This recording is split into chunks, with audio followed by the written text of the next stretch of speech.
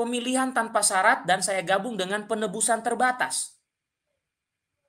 Kalau dikatakan pemilihan tanpa syarat, Bapak Ibu, saya kok jadi berpikir kenapa Rasul Petrus mengatakan dalam Kisah Para Rasul 15 ayat 7 itu bahwa dia, coba saya tunjukkan, kenapa dia mau mewartakan kepada bangsa-bangsa kalau hanya dipilih 1-2 orang?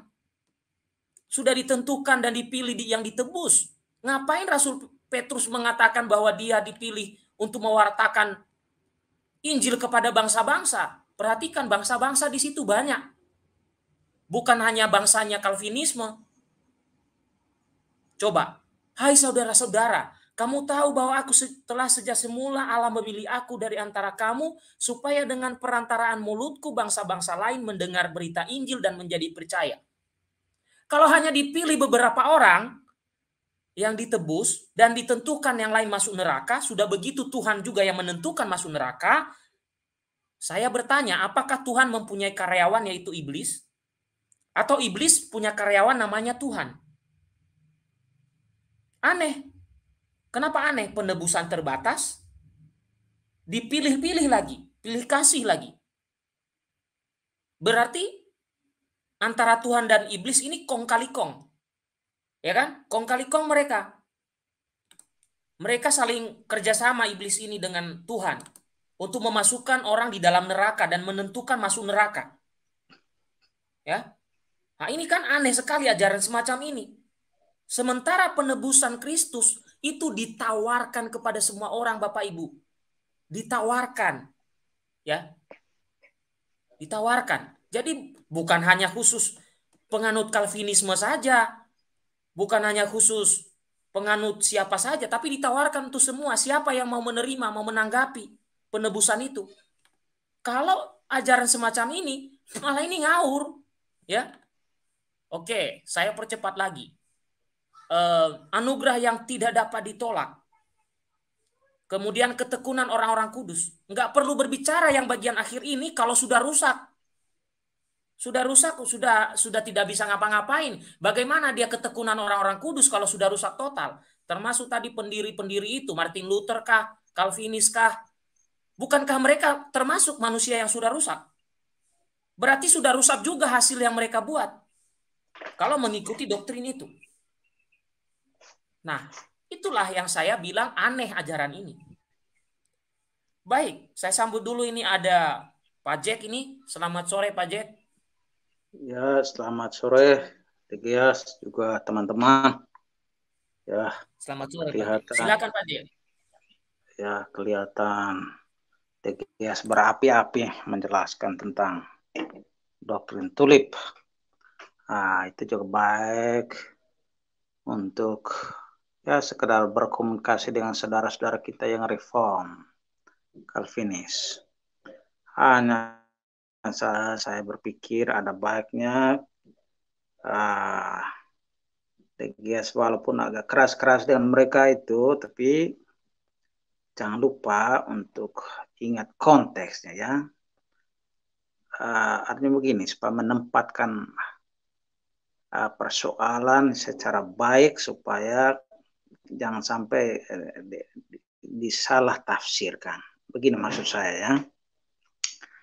Tegias kan pasti tahu bahwa Calvinis itu atau Calvin dan para pendeta dari reform itu kebanyakan mengambil teori mereka itu kan dari Santo Agustinus. Nah, ini penting ya. Jadi jangan langsung serang di ininya. Ajaran, jadi ini kan teori dari Agustinus. Nah, tapi yang membedakan antara Agustinus dengan Calvin serta para pengikutnya adalah bahwa pada zaman Agustinus, Santo Agustinus, itu belum ada ajaran resminya. Itu masih teori. Nah, setelah perdebatan itu kan baru kemudian pada konsili Orange itu tahun 47, ya pokoknya sekitar itulah, pokok 470-an lah, pokok sekitar itu. Nah, itu baru magisterium memberikan pengajaran resminya. Nah, jadi yang sebelum-sebelumnya Agustinus membuat teori. setelah resmi pada Konsili Orange itu ya sebagai putra-putri gereja yang baik kita ikut magisterium. Dan ingat baik-baik bahwa tidak semua teori Agustinus itu diterima. Tidak. Ya. Yang ingat baik-baik bahwa teori yang menegaskan tentang kondisi manusia yang lahir dengan dosa asal itu diterima oleh gereja. Ya. Tetapi kalau teori bahwa rahmat itu irresistible dan akhirnya nanti ada teori-teori tentang terutama soal pemilihan terbatas, artinya konsekuensi ke arah itu yang biasanya diadopsi oleh Calvinis itu yang ditolak oleh gereja.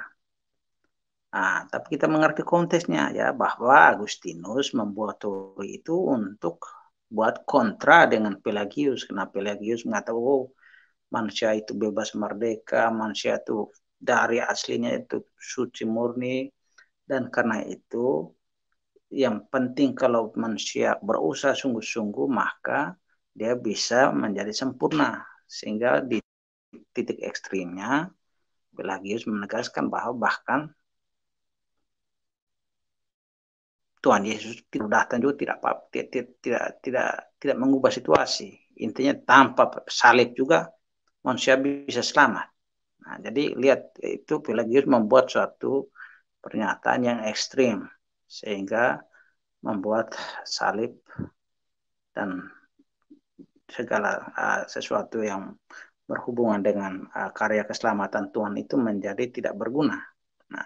Justru teori seperti itu yang mau ditentang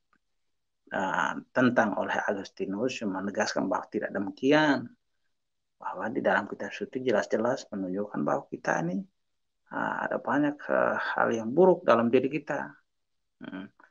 Hanya saja beberapa teori Agustinus yang terlalu menekankan yang buruk itu akhirnya membuat beberapa teorinya itu sudah terlalu ekstrim, tidak pada tempatnya. Sehingga bahkan orang-orang yang tidak dibaptis sekalipun anak-anak yang orang-orang yang tidak percaya itu bukan orang Kristen yang tidak sempat dibaptis, mereka meninggal, mereka itu ya dalam hal tertentu masuk neraka. Alasannya apa ya? Karena dosa asal itu.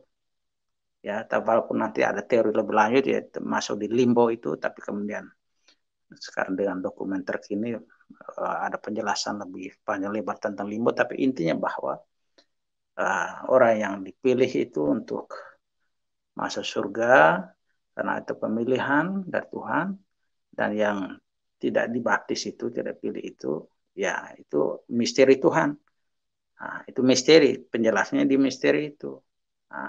Hanya lagi-lagi ingat baik-baik, itu dibuat Agustinus ketika berpolemik dengan Pelagius. Jadi poin yang ingin saya tegaskan di Gias adalah bahwa bukan soal teorinya, tetapi soal bagaimana ketaatan kepada magisterium. Jadi kalau sesuatu yang belum diputuskan magisterium, kita boleh saja berteori, tidak masalah. Tapi kalau sudah diputuskan magisterium, lalu kita masih buat sesuatu yang jelas-jelas ditentang oleh magisterium, itu yang keliru. Itulah sebabnya dalam hal ini Agustinus tidak bersalah, karena waktu itu memang belum. Jadi guys lihat dia punya konteksnya itu supaya jangan sampai keliru. Nanti kita bilang, ini maksudnya baik untuk katakanlah mengkoreksi Calvin, tapi entah dia sadar atau tidak itu malah mengkoreksi Santo Agustinus. Jadi bukan soal boleh kita mengkoreksi Santo Agustinus, tapi yang mau titik tolak di sini atau poin yang paling penting bukan soal teorinya di situ, tetapi kapan teori itu atau doktrin itu diajarkan, sebelum magisterium intervensi atau sesudah. Kalau yang sebelum oke-oke saja, tapi yang sesudah itu kan jelas-jelas ditolak oleh konsili. Tapi masih saja Calvin dan teman-temannya memilih persis yang ditolak oleh konsili itu. Jadi paham baik-baik konteksnya seperti itu, sehingga ketika kita jelaskan kepada saudara-saudara kita yang Protestan, terutama yang dari reform itu, kita jelaskan bahwa boleh saja kamu buat teori begitu, tetapi itu tidak sesuai dengan ajaran magisterium. Boleh saja kamu mengutip-ngutip ayat dukungan dalam Alkitab, boleh. Tapi kan ayat yang sebaliknya juga ada. Jadi soal manusia yang yang bebas ya itu tidak perlu mesti cari-cari di kitab suci. Kita semua sadar bahwa kita itu bebas ya.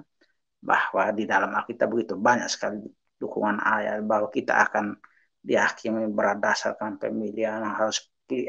Yesus selalu mengatakan harus pilih jalan yang baik dan benar yang suci. Itu memilih itu mengadakan bahwa ada kebebasan ya.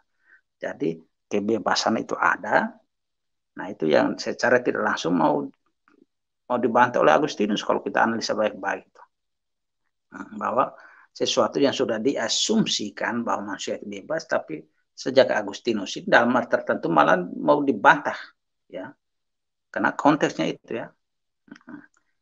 Jadi lihat baik-baik memang persoalan itu memang sedikit kompleks, tetapi kalau kita lihat konteksnya itu nanti kita akan mengerti di mana kita Katolik tidak mengadopsi semua ajaran Agustinus. Kita hanya mengadopsi yang baik-baiknya.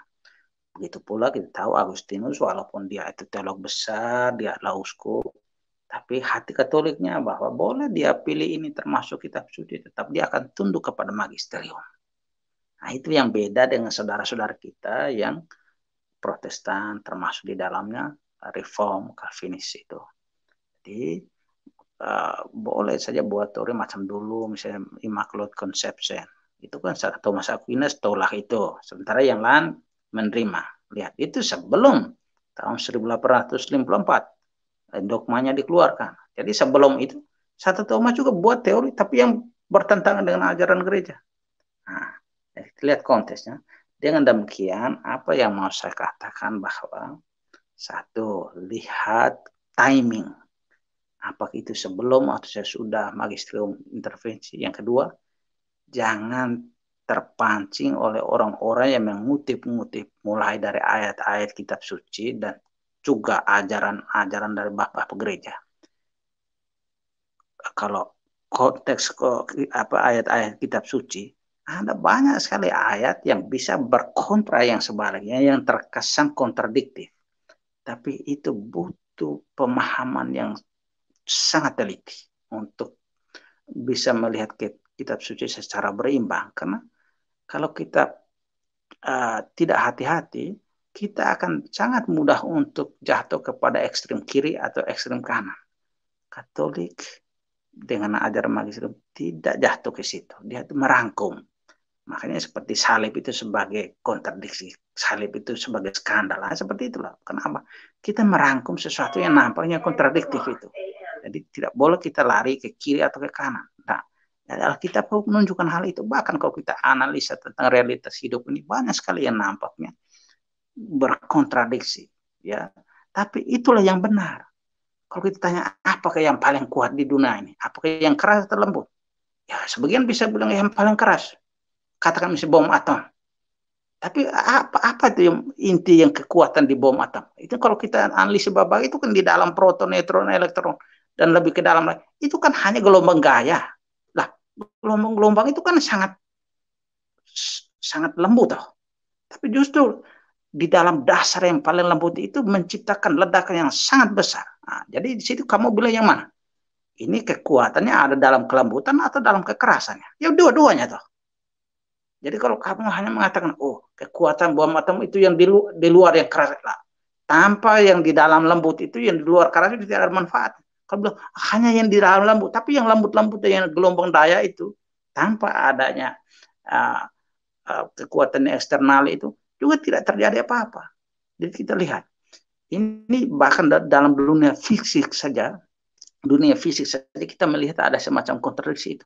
Apalagi dunia spiritual sama. Apakah yang lebih kuat? Apakah orang hebat orang dewasa atau anak kecil? Bisa saya bilang, ya yang hebat itu orang dewasa. Man, pokoknya felungkunya lebih kuat. Tapi bisa jadi kita mah tidak seorang bayi yang bahkan tidak kuat apa-apa. Kalau seorang bayi mungkin dia menangis sedikit, biar orang yang bengis sekalipun langsung menjadi lembut. Nah, kita lihat, ini ada dua hal yang nampaknya kontradiktif, tetapi ya itulah realitas manusia. Bukan hanya manusia, realitas pada umumnya. Jadi kita jangan sampai lari ke kiri maupun ke kanan. Nah, jadi jangan terpancing dengan orang yang ngutip-ngutip ayat-ayat kitab suci.